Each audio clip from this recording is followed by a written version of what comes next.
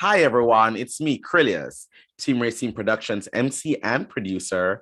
And I want to welcome to our YouTube channel, Broderick Clavery. Welcome. Hello, folks. Hello, Krylios. How you doing?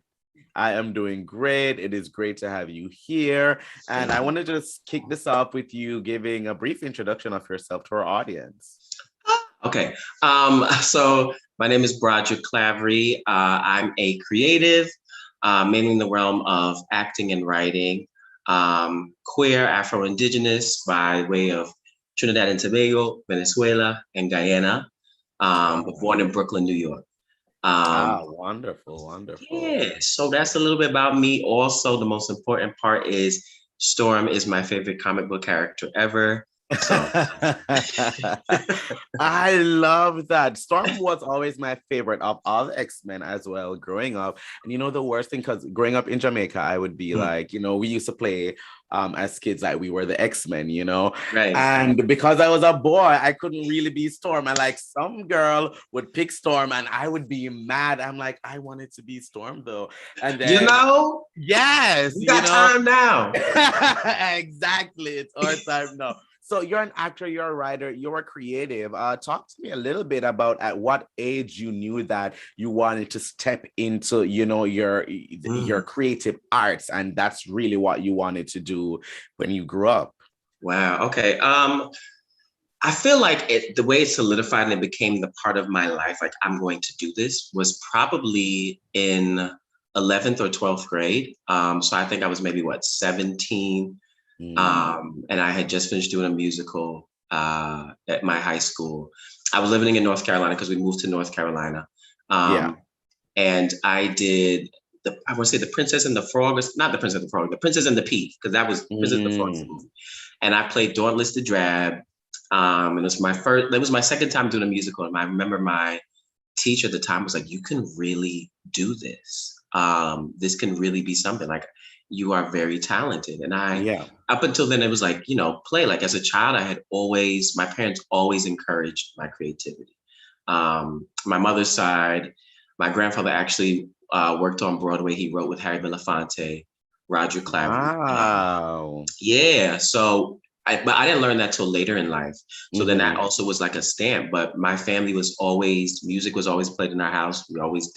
I was always into make-believe. I was always into writing my own stories as a kid and doing all of those things. And my mother and my father both encouraged that. They came to every production I did. And then I got older and I was like, what better choice in life? What brings you, for me anyways, closer to humanity than being a creative? I think that at the base of what we do, creativity is it. Everybody is born with a creative spirit. The first thing we do as a child is we call it like, cooing and things, but that's singing. And, even those little movements that babies do, that's dance. So all of those things, I thought that's the best part of life. That's when you're most happy, is when we first were learning just how to be, and we just got to be creative beings, So yeah, certainly. And you're on the stage right now, are you? I am on the stage right now. Talk a little bit about that project for me. Yeah, so I'm actually in Arkansas right now, Fayetteville, Arkansas. It's my third time being at this particular theater. It's called Theater Squared. And we started, our show opened in October, late October. We started rehearsals in the beginning of September, or mid-September, I should say. And the show is called Tiny Beautiful Things. And it's based on it's based on actual letters written to this woman named Cheryl Strayed, who became known as Sugar. So they're based on true story. There's some that have been invented for the sake of the play, and this was all adapted by Nia Vardalos, who also did that Big Fat Greek Wedding. She wrote that. Okay. Yeah. So this play, I tell people all the time, it's a lot to it. There's laughter, there's joy, there's anger, there's sorrow, but it really is a moment to have community and to have, this is an example of empathy. You write into this person and they give you life advice that will just help you deal with life, deal with who you are. And it really just shows the importance of empathy and importance of community. And so far, it's been a great welcome back to theater, because I haven't been on the stage in 2 years due to COVID. We've all been doing other Ah. things. Yeah, and so this play came to me. I'm not trying to be funny, but I really summoned this thing. I said to the Most High, I said, I want something. I want something that's going to bring me to the stage. I need the stage at this moment. And I got an email from Theater Squared.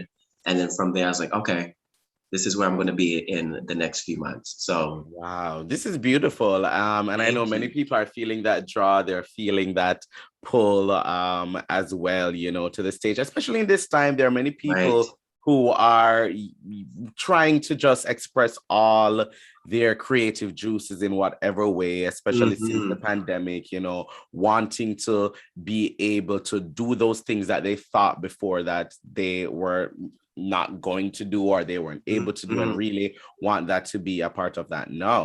Yes. So that is pretty cool. That is pretty cool. Talk to me too also about the Hulu series that you're a part of. Okay, so I had the esteemed pleasure. I've been working with the executive producer Evan Starling, brilliant playwright, actor, Mm-hmm. creative as well. We've been friends for 8 years.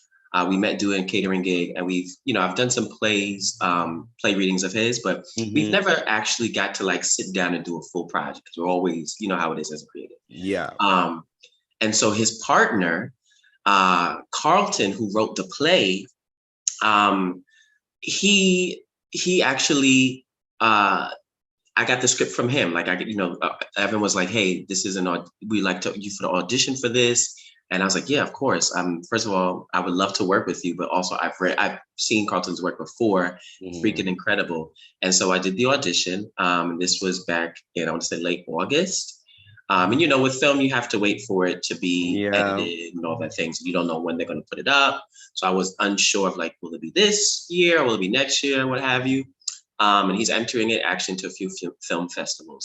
But the play, the screenplay is written, and the great part about it is it's a queer Black writer, right? That's doing Ah, horror. I love that. Yeah. Yes. And so I was like, if I get to do this, if it's for me, then I of course want to do it because the writing is incredible, and it also taps on I'm forgetting his name, but Night of the Living Dead. There was a Black actor. Ah, Um, yes, I so know. I you'll know see it. exactly who you're Yes. talking about. Yes, yes. Yeah. So it uses that also as like, because you didn't have a lot of, that was like the first Black lead in a film back Mm-hmm. then. Yes. And people were surprised, like, oh my God, you put this man in there. So there's like they play with that, and also in the realm of like queerness, and of course it touches on race.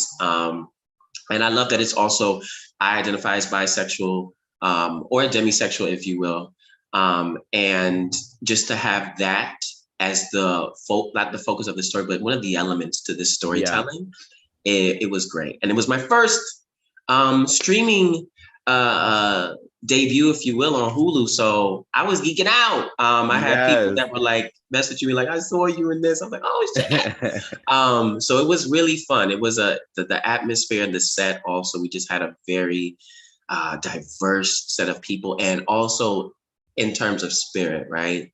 Like you could Mm-hmm. feel um, how everybody was of the same mind, if you will, or the same spirit of like taking care of each other, and making sure that it was a safe space. So I really enjoyed that filming process. I love horror. Yes, I Um, was about to say, because I've enjoyed by the way, I watch Bite Size Halloween, like all the different stories, all of them. I'm enjoying season 2 now. So it's actually pretty cool that you're here with me now talking about yes, this. Yes, yes. So yeah, I'm so glad that you really enjoyed that experience. Not thank many you. people. I love, first of all, I'm a big horror fan. So having Black stories in horror, queer stories in horror, Black Mhm. queer stories. Listen, Yes, it's everything that I have ever dreamed of. And yeah. speaking of that, being someone who is Black and queer, um, How important is it for you to be able to tell those kind of stories, in whatever you're participating in, and being able to embody these different experiences that, Mhm. more people can relate with through your character or through whatever experiences that the story's telling? I think it's immensely important, right? Like I think and thinking before, like even jumping into that, like sometimes a lot of Black folks are like, why are we always seeing these queer folks? And I'm like, this is the same thing that white folks were saying when they were seeing a lot of Black people. Yep. Why are we seeing so many Black people now? Right. So we have to understand the nuance to that. It's important. We see Black folks, but I want to see queer love. And even just within that realm of queer, I want to Mm-hmm. see the pansexual folks. I want to see the Mm-hmm. trans folks. I want to Mm-hmm. see the lesbian couples or the Mm-hmm. bisexual couples. Like Mm-hmm. there's nuance to that. And when you open up this space to tell all of those stories, you just sweeten the pie, if you will. Like we now Yes. have so many different stories we can tell, so many characters we can build, so many worlds, because we are allowing people to see the spectrum of life that exists. It's not just black and Certainly. white, Yeah. you know? So I think it's incredibly important. Um, it also encourages people to know that there are people out there that are writing stories for us, or that Mm-hmm. you can write stories for us, because there is a place that wants to hear them and wants to see them. Certainly, Yeah. certainly. Well, what do you have coming up that people can check out? What do you have, bubbling in the future? What does that look like for you? Um, honestly, who knows? I see my future as being bright. I'm hoping it's more inclusive, just like this. I do have an event coming up called Out of the Box. It's with the Workshop Theater. Mm, Coolest thing ever is they hook you up with a playwright, and the mhm. playwright will write, they'll interview, and then they'll essentially create a play based on the interview they've had with you. So we was talking about Storm. I was Oh. talking about Storm a lot in this interview. So when I got to do like read the when we got to do the rehearsal, if you will, and it's going to be virtual. Mhm. I was like, wait a minute. I know who this is. It's me. Because, I'm seeing all these storm references. I'm seeing a lot of Mhm. things about personal experiences and spirituality that we talked about. And so you'll get to see that. That'll be December 9th through the 13th on Wow. YouTube. You can hit up the Workshop Theater's page and their Instagram, and they will have all of that info. But I'm also hoping in the future I get to do more Black stories, some more queer stories, some more Afro-Indigenous stories, some more like Mhm. um, just more art that represents the broad spectrum of life. I think there's a lot of Certainly. nuance that we've missed in the last years, and I think it's Mhm. great that we're seeing people tap into those nuances, because there's space for all of us. Certainly. Well, for any young person who's watching, who, they have that creative spirit and they want to really tap into that and move forward and find success in that way, what advice do you have for them? I say, do not operate. First thing I'll say is, do not operate on a schedule. Get rid of a schedule. I know the world tells us we have to schedule everything. Forget that. Operate on your own internal spirit and your own internal clock, and just do the work. Don't seek something, create.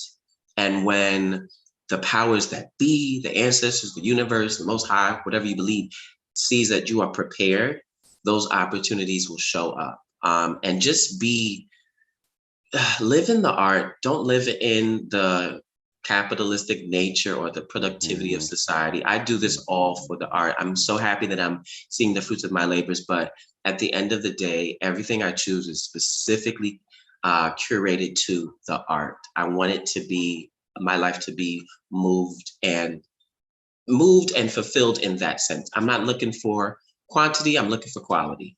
Um, Uh, and surround yourself with people of that mindset. yeah. Create with people around you that love the art. So Great advice. Great advice. thank you. Broderick, thank you so much for being here with me. If our Krylios, thank viewers you. want, of course, if our viewers want to keep up with you, follow you, and all of that, how can they go about doing that? So this is official.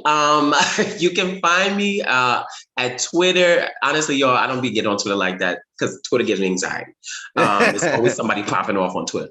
But you can find me on Twitter and Instagram at Afrodigena.